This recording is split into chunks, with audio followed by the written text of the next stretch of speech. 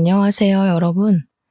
제가 정말 살다 살다 별일을 다 겪어봅니다. 제 나이 40대에 이혼녀가 될 거라고는 생각도 못했을 뿐더러 이런 추잡한 일이 저에게 벌어질 거라고는 상상조차 하지 못했습니다. 누군가에게는 속 터지는 이야기일 수도 있고 혹은 짠하게 들리는 이야기일 수도 있지만 여기다가 풀어놓지 않으면 제 명예 못 죽을 것 같아서 이렇게 이야기를 해봅니다. 참으로 지긋지긋하고 벗어나고 싶기만 했던 생활인데 막상 일이 이렇게 되고 나니까 어디로 가야 할지 길을 잃은 아이처럼 살게 되네요. 제 이야기를 끝까지 들어주신다면 저에게는 더할 나위 없는 힘이 될 것 같습니다. 저는 20대 중반쯤 6살 연상인 남편과 결혼을 하게 되었습니다. 저와 남편의 고향은 경북 상주였고 가부장적인 남편네 집에서 그러니까 시댁에서 어린 마음에 상처를 받으며 고생고생하며 신혼살림을 했습니다. 남편이 그때까지 제대로 된 직장이 없었기 때문에 곶감 농사를 하는 시댁에서 호되게 혼이 나면서 일을 도우며 살고 있었죠. 고생 끝에 낙이 온다고 줄줄이 낙방만 하던 취업이 드디어 성공을 하고 말았습니다. 저는 서울에 올라간다는 설렘보다 드디어 시댁에서 벗어날 수 있다는 마음에 하루하루 손을 꼽아 서울로 상경하는 날을 기다렸죠. 시모는 끝까지 서울에 가면 고생한다고 이 동네에서 먹고 살 일을 찾아야지 서울에 가느냐고 남편을 뜯어 말렸습니다. 하지만 그때에는 서울에 간다는 사실 자체가 성공을 했다는 증명이기도 했기에 남편은 그 손을 뿌리치고 저와 서울에 올라왔습니다. 처음에 상주 촌년이 서울의 빌딩 숲을 보고 얼마나 놀랬는지 모릅니다. 서울에 오니 시집살이 시키던 시모가 없어서 얼마나 행복했는지 마음의 안정이 빠르게 찾아오더라고요. 제가 또 하필이면 친정 부모 없이 자란 천의 고아였거든요. 제가 어릴 때 두 분 모두 돌아가신 걸로 알고 있습니다. 물론 정확한 사정은 모르지만 동네 사람들이 저를 품앗이하듯 키워주셨는데 모두들 저에게 부모님이 돌아가셨다고 말을 해주셨어요. 저는 마을 주민들의 도움이 없었더라면 한겨울에 추위에 얼어 죽었거나 배가 골아 죽었을지도 모릅니다. 저는 어릴 때부터 마을에 온갖 자비를 하면서 밥을 얻어먹었고 학교를 다녔습니다. 그래서 지금 남편과 결혼한다고 시댁을 방문하여 인사를 드렸을 때 시모는 밥주걱을 저에게 던지시기도 했었습니다. 어디 만날 여자가 없어서 마을 사람들이 업어 키운 계집애를 데리고 오냐고 부모 목숨 뺏어간 계집애라고 재수없다고 하셨습니다. 남편이 박박 우겨서 결혼을 하긴 했는데 취업이 되지 않아서 2년 동안 시댁에 얹혀 살아야 했죠. 그 인연이 정말 저에게는 두 번 다시 겪고 싶지 않은 지옥의 기간이었습니다. 세상에 시집살이를 이렇게까지 시킬 수 있나 싶을 정도로 저희 시모는 지독한 사람이었습니다. 상주가 또 곶감이 워낙 유명한 곳이지 않겠습니까? 시댁이 꽤 큰 농장을 가지고 있었는데 인터넷에 상표만 쳐도 줄줄이 고급 곶감으로 나오는 그런 업체를 운영하고 계셨습니다. 그 곶감을 제 손으로 일일이 말리고 털어내고 엮고 하면서 만든 것입니다. 그거야 뭐 잡노동이기도 했고 밥을 얻어먹기 위해 다른 집에서도 했던 일이기에 익숙하긴 했던 터라 괜찮았습니다. 근데 그 일을 하다 보면 진짜 손끝에 있는 감각이 다 사라질 정도로 쓰라리고 아프거든요. 그런 와중에 식사를 차려야 하니까 주방에서 밥을 짓고 있으면 일부러 보일러를 꺼두시는 게 우리 시모였습니다. 찬물만 쓰라고 하는데 손끝에 찬물이 닿으면 정말 악소리가 절로 나올 정도입니다. 치졸하게 저를 괴롭히셨던 거죠. 제가 그 2년 동안 살이 쭉 내려서 볼품이 없을 정도로 마르기도 했답니다. 오죽하면 동네 아주머니들께서 그 집 시집살이가 얼마나 심하면 우리 끝순이 살이 다 빠져서 시체 같다고 할 정도였습니다. 아, 제 이름이 끝순이는 아니지만 동네 품앗이를 하며 자랐다고 하지 않았습니까? 동네 분들은 애칭처럼 저를 모두 끝순이라고 불러주셨습니다. 집안의 막내딸이다 하시면서요. 동네 분들이 전부 제 어머니이자 아버지셨죠. 아무튼 서울에 상경을 하고 나니 세상에 이렇게 멋있는 사람들이 존재할 수 있나 싶더라고요. 길을 가다 마주치는 사람들이 전부 연예인 같고 모델 같고 그랬습니다. 하나같이 세련되고 화장도 어쩜 저리 잘하는지 저 같은 촌년은 꿈에도 못 꿀 정도더라고요. 남편은 서울에서 일을 하게 되면서 상주에 있는 시모의 사업장에서 일을 할 때보다 훨씬 많은 돈을 벌기 시작했습니다. 하지만 돈을 많이 벌어봐야 어마어마한 서울 물가에 기가 죽어 저희는 혀를 내두르면서 지내야 했죠. 그나마 시댁에서 저희가 상경할 때 집을 구할 돈을 빌려줘서 다행이었습니다. 그거마저 없었더라면 정말로 지하 단칸방에서 집을 구할 돈을 언제쯤 모으려나 하면서 손가락만 빨면서 지냈을지도 몰라요. 시댁이 곶감 장사를 하면서 꽤 많은 돈을 벌어서 다행이었다고 생각합니다. 물론 시모는 그만큼 저를 부려먹긴 했지만요. 하나뿐인 아들이라고 저희한테 주택 전세를 얻을 만큼은 빌려주었죠. 그 돈을 담보로 저는 또 어마어마하게 시댁에 시달려야만 했습니다. 곶감 철이 아닐 때에도 무슨 일만 생기면 5시간 거리인 상주로 저를 몇 번이나 부르셨습니다. 한 달에 몇 번이나 왔다 갔다 했는지 정말 하루 걸러 상주에 내려갔다고 해도 과언이 아닐 정도였어요. 꽃감을 말릴 철이 오면 내려가서 일을 도와야 했기에 새벽같이 버스를 타고 상주로 내려갔고 시모가 만족할 때까지 일을 해야 했습니다. 당연히 남편은 서울에서 일을 해야 했기에 남편만 서울집에 덜렁 두고 가야 하는 일도 많았죠. 그러던 도중 저의 뱃속에 새 생명이 자라나고 있다는 사실을 알게 되었습니다.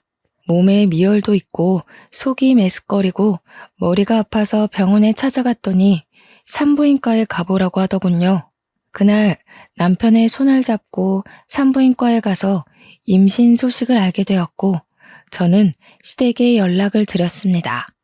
제가 임신을 했다고 하니 시모가 저에게 당장 상주로 내려오라고 말을 하셨고 저는 마음을 졸이며 상주에 남편과 내려갔습니다. 시모는 남편에게 잠시 일을 좀 보고 올 테니 집에 있으라고 했고 저는 시모를 따라 나섰죠. 시모의 손에 이끌려 도착한 곳은 다름 아닌 점집이었습니다. 저는 왜 점집에 왔는지 이유를 몰라 시모를 쳐다봤습니다. 그러자 여기가 아주 용한 점집이라면서 군소리하지 말고 따라오라고 하시더군요. 점쟁이 앞에 저를 떡하니 앉히시더니 시모가 아들이요 딸이요 하고 묻는 게 아니겠습니까?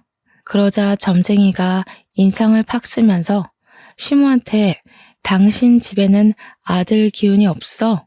라고 호통을 치시는 겁니다. 그 이야기를 듣자마자 시모가 갑자기 일어나라며 제 딸을 질질 끌고는 상주에 있는 작은 산부인과 앞으로 데리고 갔습니다. 병원에 가서 여기 애도 떼주지? 하는데 정말 제 온몸의 피가 차게 식는 듯 했어요. 아직 성별도 나오지 않은 작은 점 같은 아이를, 딸인지 아들인지 모를 아이를 어떻게 점쟁이 말만 듣고 그럴 수 있는지요. 시모가 병원 접수처에서 하는 이야기를 듣자마자 저는 놀래서 뛰어내려갔습니다. 시모가 뒤에서 거기 서라고 쫓아오는 소리가 들렸지만 섰다가는 큰일이 날 것 같았습니다. 신발이 한짝 벗겨진 것도 모른 채로 내달려 공중전화 앞에 섰고 남편이 기다리고 있을 시모 집으로 전화를 걸었습니다. 남편이 받자마자 시모한테 이끌려 동네 산부인과에 갔는데 아들 아닌 것 같다는 점쟁이 말에 수술을 시키려 했다고 두서없이 말을 막 뱉었어요. 남편도 놀래서 제가 도망친 공중전화 앞으로 달려왔고 분노에 휩싸인 남편과 함께 시댁으로 돌아갔습니다. 시댁에 도착하니 시모가 마땅치 않은 얼굴로 저를 바라보며 혀를 끌끌 차고 있더라고요. 그 용한 점쟁이가 우리 집에는 아들 기운이 없다는데 계집이 나와서 어디다 쓸 거냐고 삿대질을 막 하시는 겁니다. 남편이 어디 그런 사기꾼의 말을 듣고 아직 전밖에 되지 않은 아이한테 나쁜 짓을 하려더냐고 같이 성을 냈어요. 그러니까 시모가 밖에서라도 아들을 낳아오라고 대는 이어야 하지 않겠냐고 자기 할 말만 하시더라고요. 남편은 산모 앞에서 그런 이야기 하지도 말라고 하셨고 저는 그제야 한쪽 발이 맨발인 걸 알게 되었습니다. 달리다가 긁힌 건지 발이 상처투성이가 되어 있더라고요. 그 발을 보는데 너무나도 제 처지가 어떤지 느껴졌어요. 시모는 자기한테 성을 내는 아들에게 실망했다며 아들 키워봐야 소용이 없다고 가슴을 막 치셨습니다. 그러자 남편이 아들 키워봐야 소용없는데 왜 우리한테 아들 낳아오라고 타령을 하냐면서 서울 가겠다고 했습니다.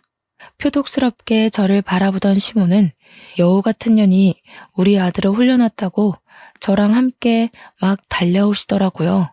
저는 너무나도 공포스러웠습니다. 시모가 달려오는데 정말 눈을 뒤집으면서 달려오시더라고요. 다행히 남편이 왜 이러시냐며 시모를 내동댕이 쳤고 엉덩방아를 찌른 시모는 그 자리에 주저앉아 엉엉 우셨습니다. 남편은 저에게 미안하다고 계속 사과를 하고 시모는 저한테 애를 당장 지우라고 우리 아들이 힘들게 번 돈 딸에게 쓸 수 없다고 소리치셨죠. 결국 남편은 시모에게 사과하기 전에도 전화도 하지 말고 찾지도 말라고 하고는 저를 끌고 서울에 올라왔습니다. 서울로 가는 차 안에서 남편이 아직 판판한 제 배를 만지며 울더라고요. 이제 시댁에 오지 말라고. 아이를 낳을 때까지는 죽어도 오지 말라고요. 그 뒤로 저는 서울에서 지내면서 어떻게든 시모의 연락을 피하기 위해 노력을 했어요. 곶감 농장의 일이 바빴던 터라 시모가 서울에 올라올 수 있는 날이 없었기에 그나마 다행이었다고나 할까요. 임신 5개월쯤 되었을 때 병원에서 넌지시 아이의 내복은 파란색으로 준비하시는 게 좋겠네요. 라는 이야기를 듣고 나서야 뱃속의 아이가 아들이라는 걸 확신했습니다. 무당이 정말 사기꾼이었는지 아들 기운이 없다더니 떡하니 아들을 임신하고 있었던 거죠. 혹여라도 그날 도망을 치지 못해서 수술대 위에 올랐더라면 우리 떡두꺼비 같은 아들은 만날 수 없었을 겁니다. 우여곡절 끝에 결국 아들을 무사히 낳았고 병실에 누워있다가 잠이 들었는데 누군가 쳐다보는 느낌에 눈을 뜨니 시모가 저를 빤히 보고 있더라고요. 순간 어찌나 놀랐는지 입에서 악소리가 절로 나왔습니다. 시모가 겸연쩍어 하면서 저한테 그러더군요. 그래, 고생했다. 아들 낳았으니까 할 일 다 했다. 하시면서 제 손을 잡는 겁니다. 저는 솔직히 소름이 돋았습니다. 태도 변환이 너무 빠른 것 아닌가 싶었거든요. 저도 말이 곱게 나오지 않았기에 시모한테 어머님이 애 지우라고 할 때 지웠으면 큰일 날 뻔했네요. 하니까 시모가 눈에 쌍심지를 켜고 내가 언제 그랬어? 이러더라고요. 진짜 치매 검사라도 받으셔야 하는 거 아닌가 하는 생각이 들었죠. 자연분만이었지만 꽤 난산을 겪었던 터라 다른 산모보다 이틀을 더 입원해 있었는데 집으로 돌아와서도 시모가 상주에 내려갈 생각을 안 하더라고요.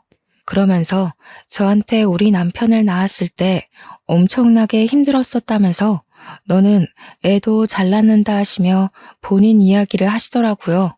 솔직히 저도 진통이 꽤 길었고 아이가 중간에 걸려서 나오지 않아 엄청 힘들게 애를 낳았었는데 시모가 제 노력은 몰라주고 그런 말을 해서 속이 상했죠. 시모는 아랑곳하지 않고 본인 이야기를 계속 이어갔습니다. 시모는 늦은 나이에 겨우겨우 시부와 결혼을 했고 아이가 바로 들어서지 않아서 고생을 했다고 하더라고요.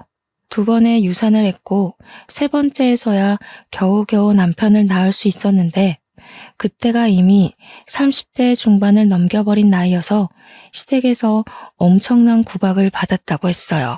겨우겨우 아들을 낳았으니 목숨 유지하고 살았지 딸을 낳았으면 쫓겨났을 거라고 훌쩍이시더라고요. 그러면서 딸은 전혀 도움이 되지 않는다고 계속해서 이야기를 하시는데 저나 시모나 둘 다 여자 아닌가요? 그냥 그 이야기 자체가 제가 딸을 낳았더라면 널 내쫓았을 거야 하는 이야기로밖에 들리지 않았습니다. 듣기 싫었지만 본인 말만 하시는 시모의 이야기를 끝까지 들을 수밖에 없었죠. 그때는 조리원 같은 게 제대로 되어 있던 시절은 아니었기에 집에서 몸조리를 해야 했습니다. 시모가 상주에 내려갈 생각을 도통 하지 않으니 어쩔 수 없이 집에서 시모와 함께 몸조리를 해야만 했어요. 모유 양이 많아서 전몸살이 땅땅하게 뭉쳐 걸릴 때 풀어줄 생각은 않고 저한테 잔소리만 하시던 시모. 도무지 누가 누굴 도와주러 온 건지 모르겠더라고요. 거기다가 모유 수유를 할 때마다 자꾸 빤히 보시는데 너무 부끄럽고 부담스럽더라고요. 자기 앞에서 모유 수유를 하라고 우리 손자가 잘 빨아먹는 걸 봐야겠다면서 저한테 계속 이야기를 하시는데 정말 너무 싫었어요. 제가 시모랑 목욕탕도 한번 가본 적 없는 사이거든요. 상주로 내려갈 생각은 전혀 없으시고 자꾸 저를 힘들게만 하시니까 결국 남편한테 도움을 요청했습니다. 어머님이 너무 부담스럽게 하고 사사건건 집안일로 트집을 잡아서 도무지 몸조리를 할 수 없다고요. 그런데 남편이 저한테 그러더군요. 오죽 손자가 보고 싶으면 그런 눈치를 주는데도 여기 붙어 있겠냐고요. 제 편을 들어주겠다던 남편은 아들을 낳자마자 손바닥 뒤집듯이 태세를 바꾸더군요.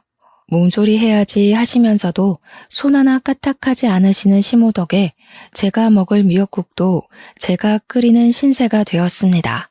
시모가 그 정도는 해줄 거라고 생각했는데 제가 미역국을 끓이니 고기를 넉넉하게 넣어야 아범이 좋아하는데 이런 이야기만 하시더라고요.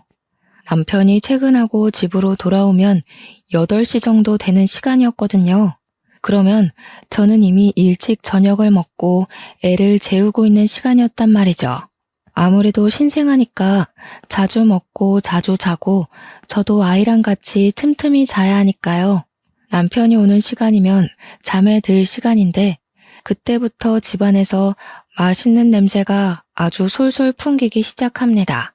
신모가 남편 준다고 그때부터 부지런히 저녁상을 차리는 냄새였죠. 저는 몸조리 해야 된다고 내내 미역국만 먹이시고 그나마 그 미역국도 제가 끓인 거고요. 남편은 바깥일하고 왔으니 몸보신 든든하게 해야 된다면서 갈비찜에 꽃게탕에 난리가 났더라고요. 남편은 제가 뭘 먹으면서 버티는지 모르니까 엄마 손맛이 최고라면서 신나서 어쩔 줄 모르고요. 시모가 또 오죽 남편 입맛을 잘 알겠습니까? 허구한 날 애가 울든 말든 시장 가서 장을 봐오는데 진짜 너무 서럽더라고요. 우는 아이 달래느라 저는 밥이 코로 넘어가는지 입으로 넘어가는지 모르면서 지내고 있었는데요. 어느 날은 애가 새벽 내내 울기 시작하는 겁니다. 배앓이라는 게 뭔지도 잘 모를 때라 그저 아이가 잠투정을 한다고 생각했죠. 동네가 떠나가라 얼굴이 새빨갛게 변할 정도로 자지러지면서 울기 시작하는데 시모가 갑자기 부부 침실에 문을 벌컥 열고 들어오더라고요. 아무리 애가 운다고 해도 그렇지. 부부가 사용하는 침실을 노크도 없이 야밤에 벌컥 열고 들어온다는 게 상상이나 가시나요? 그러더니 저보고 성질을 확 내면서 애를 안고 나가라는 겁니다. 제가 네? 무슨 말씀이세요? 하고 물어보니까 남편 잠 못 잔다고 나가래요. 주섬주섬 애를 포대기에 업고 나오니까 거실에 있지 말고 밖으로 나가라는 겁니다. 시모 본인이 남편이 아기 때 울면 그렇게 밖으로 나가서 동네를 몇 바퀴 돌았다면서 저보고 나가래요. 아무리 여름이라지만 모기도 많고 할 텐데 어딜 나가냐고 했더니 저한테 그럼 우리 아들 잠도 못 자고 출근하라는 게야? 난리가 났더라고요. 결국 저는 애만 덜렁 안고 쫓겨나서 어쩔 수 없이 애를 재우기 위해 동네를 세 바퀴나 돌았습니다. 그 뒤로는 애가 밤에 울기만 하면 저보고 나가서 애 달래고 오라고 하더라고요. 도대체 저는 잠을 언제쯤이나 잘 수 있는 걸까요? 그렇게 몸조리도 못하고 동네 돌고 밥도 제대로 못 먹고 하니까 결국 제 몸이 망가져 쓰러지고 말았습니다. 병원에서 눈을 딱 떴는데 시모가 혀를 끌끌 차면서 이제는 또 몸이 허약해서 문제라고 하시는 겁니다. 저한테 그래서 둘째는 언제 가지고 언제 낳을 거냐고 돈 잡아먹는 귀신이 붙은 게 틀림없다 하시더군요. 병원에 이렇게 누워있으면 하루에 돈이 얼마가 깨지는지 알고는 있냐면서 저 때문에 남편만 고생하게 생겼다고 하는데 너무 서러웠습니다. 제가 엉엉 울고 있자 의사가 들어오더니 안 그래도 쓰러진 사람인데 자꾸 울면 탈수 온다고 물 많이 마시라고 하더라고요. 그러면서 하는 말이 출산한 지 얼마 안 돼서 영양분을 골고루 많이 섭취하셔야 되는데 영양분이 모자라대요. 현대 사회에 영양실조로 쓰러져서 실려오는 사람이 몇 없다고 잠도 못 자고 지금 몸이 말이 아닌 상태라고 하더라고요. 그러면서 멀찍이 있는 제 남편한테 육아도 도와주시고 몸조리도 도와주셔야지요 하더라고요. 생판 남인 의사 선생님도 제 편을 들어주는데 진짜 너무 서러우니까 아무 말도 못 하겠더라고요. 근데 남편이 거기서 뭘 하는 줄 아세요? 고기 반찬을 그리 먹는데 왜 영양실조가 오지? 하더이다. 악에 바친 제가 막 이야기를 했어요. 그 고기 반찬 어머님이 넣어놔 주지 나는 미역국만 먹었다고. 당신이 미역국 안 먹는 거 알자마자 미역국에 고기 조각도 못 넣게 한다고 막 소리를 질렀습니다. 시모가 저한테 미친 개야? 하면서 난리를 치는데 의사가 고개를 절레절레 흔들면서 고기 많이 드세요 하더라고요. 그날 수액을 다 맞고 퇴원을 하려고 하는데 시모가 보이질 않더군요. 어머님 어디 갔냐 물어보니 상주로 내려가셨다고 남편 보기 부끄러워서 도망을 가신 겁니다.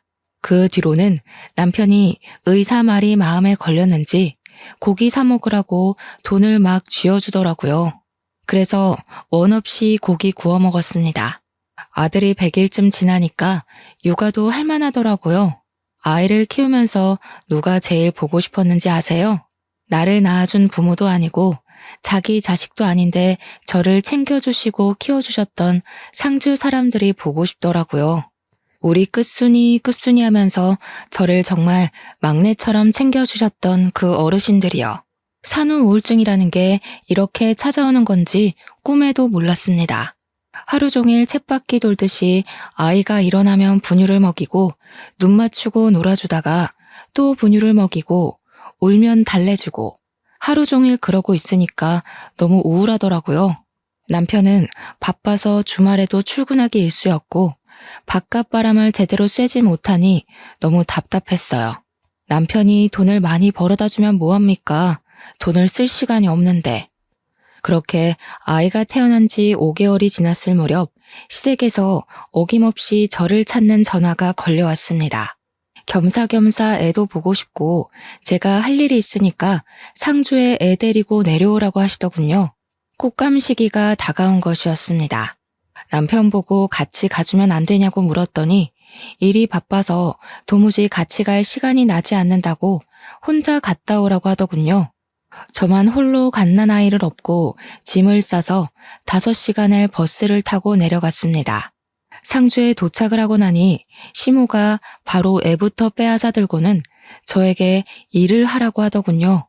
시모는 손자를 보느라 정신이 나간 사람처럼 굴었고 저는 하루 종일 쪼그려 앉아서 일을 해야 했습니다. 그러다가 아이가 배고플 시간이 되어 분유를 주러 갔는데 시모가 곶감의 속을 숟가락으로 살살 긁어서 아이에게 먹이고 있는 게 아니겠습니까? 이도 없는 아이한테 아직 이유식도 시작하지 않은 아이에게 곶감을 주다니. 이게 무슨 짓인가 싶었어요. 제가 너무 놀라서 어머님 하고 소리를 지르자 시모가 무슨 유난을 그리 떠냐고 오히려 저한테 뭐라고 하더라고요. 속만 살살 긁어서 준 거라고 하더라고요. 제가 이유식 시작도 안 한 아이한테 무슨 일이 생길 줄 알고 그걸 주시냐고 했죠. 그러니까 시모한테 그게 무슨 말버릇이냐고 트집을 잡더니 우리 남편도 어릴 때 다 곶감 먹고 컸다고 성을 내시더라고요. 애 보는 거에 참견할 시간 있으면 곶감 하나 더 엮고 오라고요. 평소에 조용한 시모의 집에서 아기 울음소리가 들리니 상주 사람들이 끝순이가 동네에 왔나 보다 싶어서 시모 집으로 찾아왔어요. 아이가 누굴 닮았나 궁금하기도 했다며 하나같이 저한테 우리 끝순이 고생했다고 토닥여 주시더라고요. 저를 보고 싶어서 오셨다더니 용돈도 한아름 준비해서 오시는 거예요. 아이를 낳았을 때 고생했을 텐데 이제야 용돈도 준다면서요. 우리 시모한테도 못 받아본 돈이라 너무 소중해서 감사하다 인사드리고 가슴팍에 넣어놨는데 시모가 그 돈 내놓으라 하더라고요. 제가 받은 건데요. 하니 우리 손주 낳아서 받은 돈 아니냐고 말도 안 되는 소리를 하면서 그 돈 내놓으래요. 우리 시모 진짜 부자거든요. 시부 돌아가시고 모든 사업장 시모가 받아둔 터라 진짜 알짜배기 부자란 말이에요. 이 곶감 농장 나중에 다 손자 거 될 거라면서 그러니 손자한테 들어오는 돈은 자기가 챙기는 게 맞는다며 돈 내놓으라고 하는데 말이 되나요? 결국에는 제가 돈 가지고 있으면 땀만 먹고 도망갈까봐 내놓으라는 것이었습니다. 오죽하면 옆에서 우리 아들 귀엽다고 보고 있던 동네 아줌마가 시모한테 삿대질을 막 하더라고요. 뺏을 게 없어서 끝순이한테 준 용돈을 뺐냐고 할머니 성격 고약하다고 하면서요. 그랬더니 시모가 또 씩씩거리면서 자네는 뭔데 집안일에 참견이냐고 성질을 버럭 내시대요. 그렇게 한 일주일 있다가 서울에 돌아오니 그 사이에 잘 쉰 건지 남편 때깔이 곱더라고요. 술 냄새가 진동을 하는데 오자마자 저한테 해장국 좀 끓여달라고 하길래 해장국을 끓여줬어요. 결혼 전에는 저 없으면 죽겠다고 난리를 치는 통에 결혼까지 했건만 애 낳고 나니까 제가 날개옷 잃은 선녀같이 느껴지나 봐요.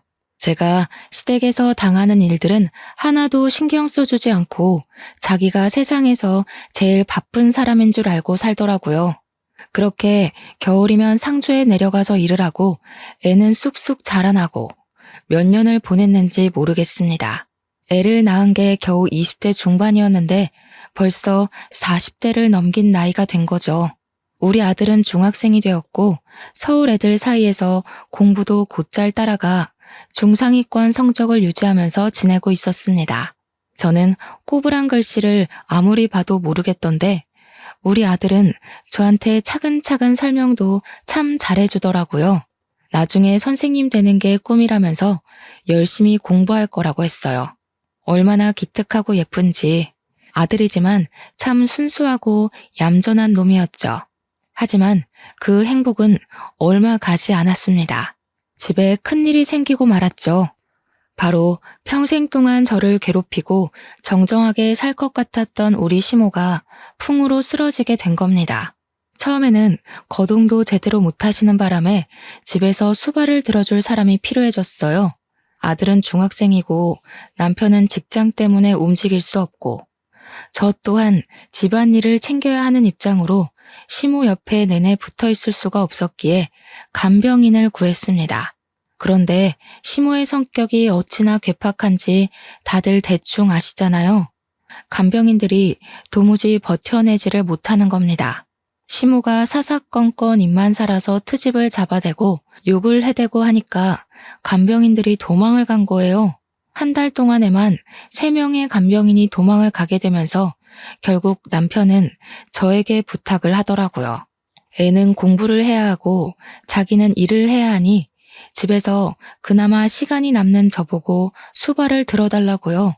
이게 사실 부탁인지 명령인지는 잘 모르겠지만 남편이 해달라고 하는데 제가 어떻게 거절을 하겠습니까? 결국 제가 짐을 싸서 상주로 내려가게 되었습니다. 서울에 언제 올 수 있을지 기약 없는 상주행이었죠.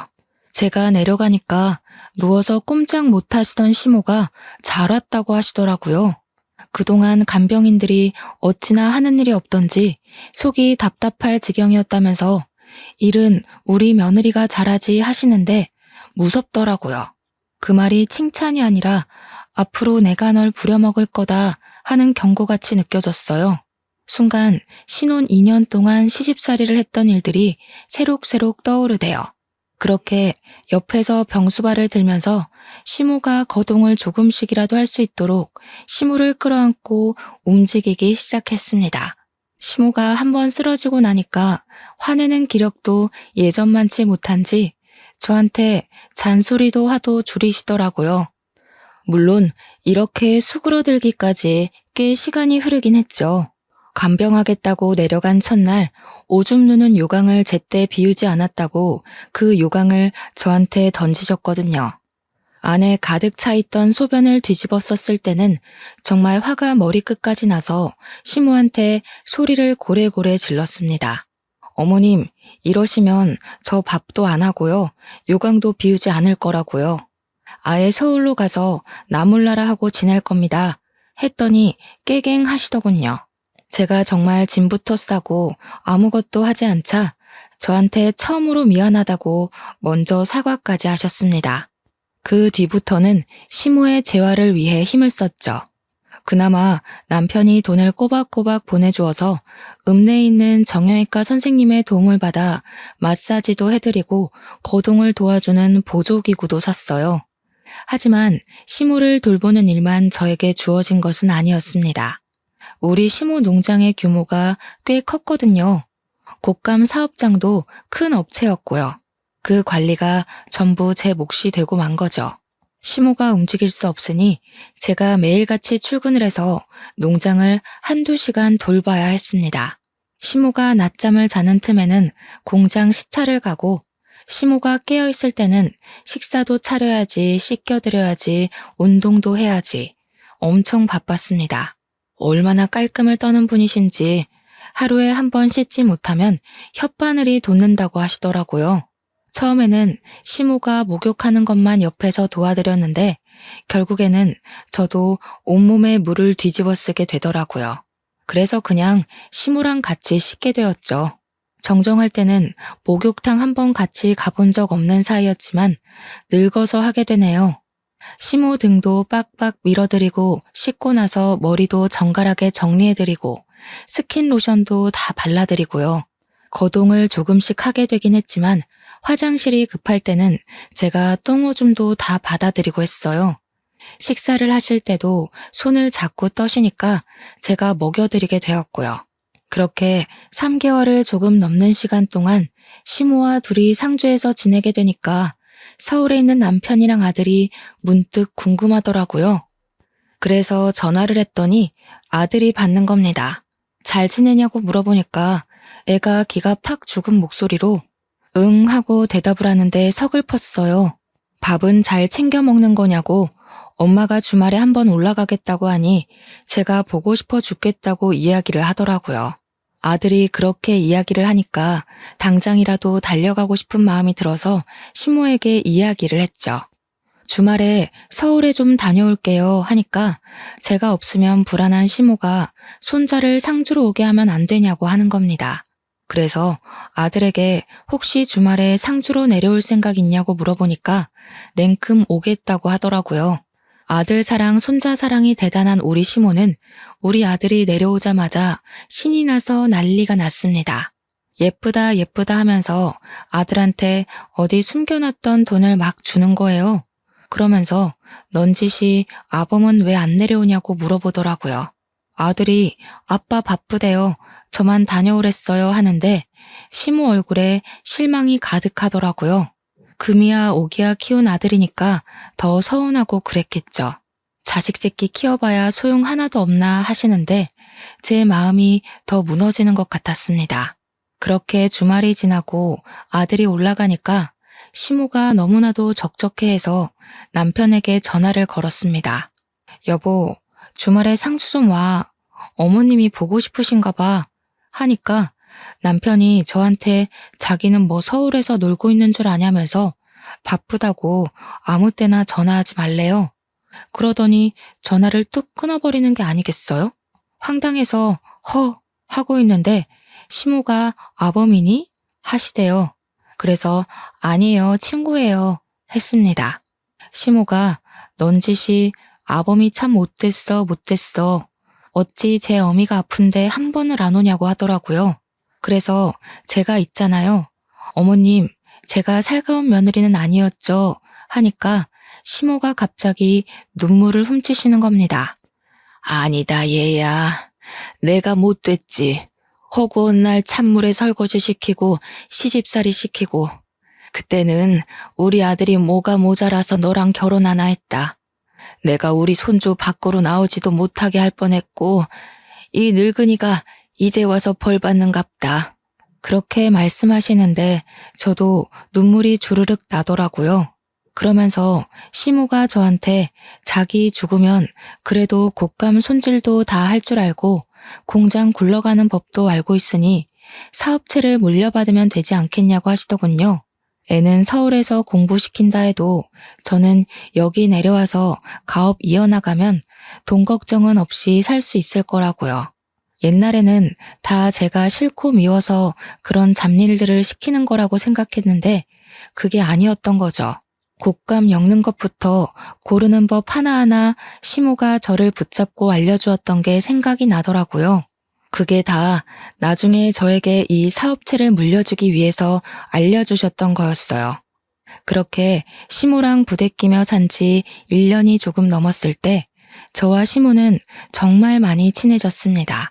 그동안 우리 아들도 주말이면 상주에 내려와서 지냈고요.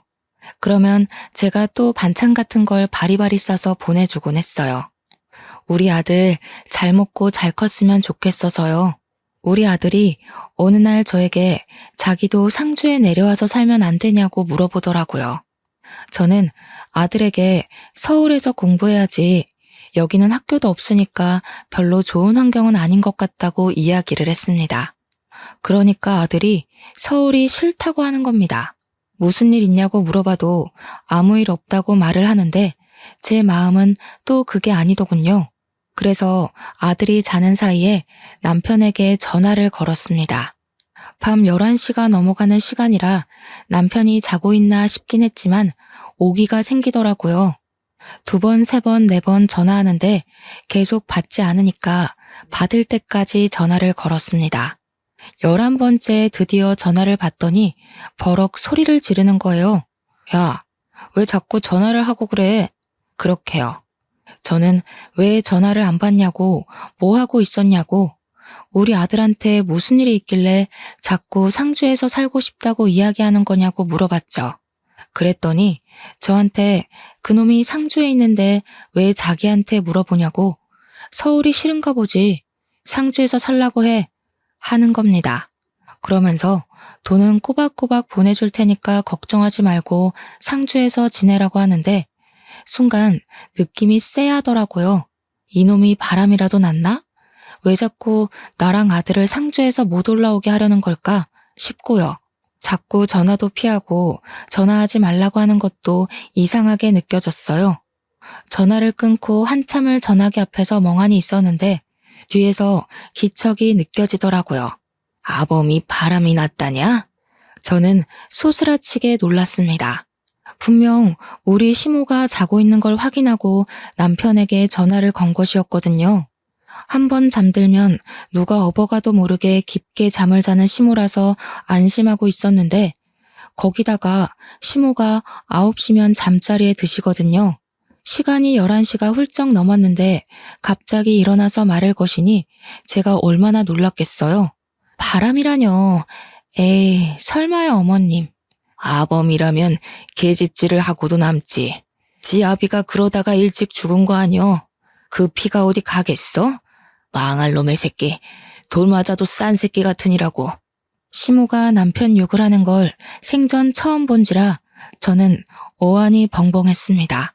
그러더니 저한테 당장 내일 아침 첫 차를 타고 서울에 가서 그놈을 족치고 오라고 하시는 겁니다. 제가 놀라서 네? 하고 물어보니까 하루 정도는 옆집 윤씨네한테 도와달라고 하면 될 거라고 하시더라고요. 그러면서 아침에 눈 뜨자마자 터미널로 가서 서울에 갔다 오라고 하셨어요.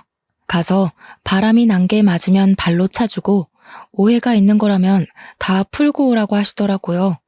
그래서 저는 아침에 눈 뜨자마자 윤씨네 아주머니에게 길어야 이틀이라고 시무를 부탁드린다고 말씀을 드린 후 아들과 함께 서울로 향했습니다. 혹시나 싶어서 아들에게 혹시 너네 아빠 바람났냐고 물어보니까 아들 눈동자에 지진이 나더라고요. 알고 보니까 바람난 지 꽤 됐더라고요. 제가 상주를 오고 가고 할 때부터 그런 낌새가 있었던 거예요. 한 번 오면 며칠을 여기서 머물렀으니까요. 그 사이에 집 밖에서 자고 여자를 만나고 했던 거죠. 아예 제가 상주로 내려온 이후에는 집까지 여자를 들이더랍디다. 아들이 미쳤냐고 하니까 아들한테 너만 입 다물고 있으면 된다고 했대요. 저희가 올라간 날이 토요일이었는데 일요일까지 있을 거라고 남편은 알고 있을 테니까 분명히 집을 차지하고 있을 거란 생각이 들었습니다. 그래서 서울에 도착하자마자 집으로 달려가서 문을 벌컥 열었어요. 현관에 난생 처음 보는 하일이 있더라고요. 냅다 안방 문을 열었습니다. 해가 중천에 떠 있는데도 안방 침대에서 둘이 누워 자고 있더라고요. 방안 가득 술 냄새가 진동하고요. 온몸이 부들부들 떨리는데 이대로 두고 볼 수 없으니까 화장실에 가서 시리게 찬물을 바가지에 담아 자고 있는 그 두 년놈들을 향해 뿌렸습니다. 둘 다 혼비백산에서 일어나는데 제가 떡하니 버티고 있으니 저승사자 본 사람처럼 놀라더군요. 이 미친 것들이 당당하게 바람을 우리 집 안방에서 피네? 아들, 증거 남겨. 제 말에 아들이 휴대폰을 들고 사진을 막 찍더라고요. 남편이 이게 무슨 짓이야? 하면서 저한테 당장 나가라고 소리를 치는 게 아니겠어요? 도대체 제가 왜 나가야 하는 건지, 불륜을 저지르고도 저리 뻔뻔할 수가 있나요? 차라리 잘 됐네. 이참에 이혼하자. 안 그래도 어떻게 말을 해야 할지 고민했는데 내 새 여자가 임신을 했거든. 그러니까 우리 깔끔하게 갈라서 자고. 알겠어? 네가 낳은 아들은 내가 포기해 줄 테니까 둘이 잘 먹고 잘 살면 되겠어. 저한테 너네 둘이서 잘 살아봤자 얼마나 잘 살겠냐마는 이러면서 나가라는데 진짜 바보같이 눈물이 나더라고요. 그 길로 아들과 저는 짐을 싸서 상주로 내려왔습니다. 시무를 보자마자 무슨 정신인지 엉엉 눈물이 나더라고요. 상간녀가 있더라. 그 여자가 임신을 했더라. 나한테 이혼하자더라 했어요. 시모가 한숨을 푹 쉬더니 저한테 이혼해라 하시더라고요. 돈은 넉넉하게 줄 테니까 뒤도 돌아보지 말고 서울 가서 살아 하시는데 제가 가면 시모는 누가 돌보냐고 그 여자가 와서 수발될 것 같냐고 했죠. 그러더니 시모가 남편에게 전화를 걸어서 그 다음 주에 그 여자 데리고 한번 와봐라 하시는 겁니다. 저는 이게 무슨 상황인가 싶어서 눈만 동그랗게 뜨고 있는데 시모가 또 어딘가에 전화를 하더니 지금 당장 와주소 하시더라고요. 무슨 일인지 몰라서 멍하니 서 있는데 1시간쯤 지나니까 시내에서 변호사 사무실을 운영하는 변호사님이 찾아오셨어요. 시모가 유언장을 좀 쓰고 싶은데 증여도 가능하죠? 하시는데 저랑 아들은 무슨 상황인지 몰라 가만히 있었죠. 내가 이 집이랑 곡감 농장을 전부 우리 며느리한테 주고 싶은데 며느리한테 줬다간 아들한테 뺏길 수도 있소? 그러니 변호사님이 제가 먼저 사망을 하게 되거나 소송을 걸게 되면 그럴 수 있다고 하시면서 손자에게 증여를 하면 괜찮다고 하더라고요. 시모는 곰곰이 생각하더니 그렇게 하겠다고 하셨습니다. 저와 아들은 소스라치게 놀랐죠. 그러면 증여세를 내가 내더라도 우리 손자한테 증여합시다. 세금 문제는 내가 알아서 다 할 테니까 어디로 내야 하는지만 알려줍소. 그러더니 시모가 우리 아들의 손을 꼭 잡고 이야기를 하시더라고요. 아가, 이거 니 다 주마.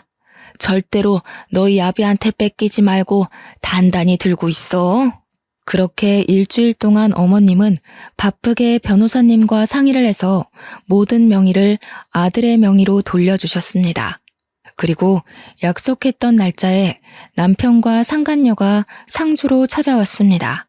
저와 아들을 보더니 여기서 기생하고 있었냐고 하더라고요. 우리 시모가 힘이 잘 들어가지도 않는 손으로 요강을 번쩍 들더니 소변이 가득 차 있는 요강을 남편과 상간녀에게 던졌습니다. 오줌을 뒤집어 쓴 둘은 이게 뭐야 하면서 난리법석을 떨었죠. 이 버러지 같은 것들아. 아범 너는 말이야. 네 아비가 오입질을 하다 죽었는데도 바람을 피워? 내 재산 네 한 푼도 안 준다. 내가 우리 손주한테 다 증여했으니까 2번 다신 상주 땅에 발도 들이밀지 말어. 제 뱃속에도 어머님 손주가 있는데요.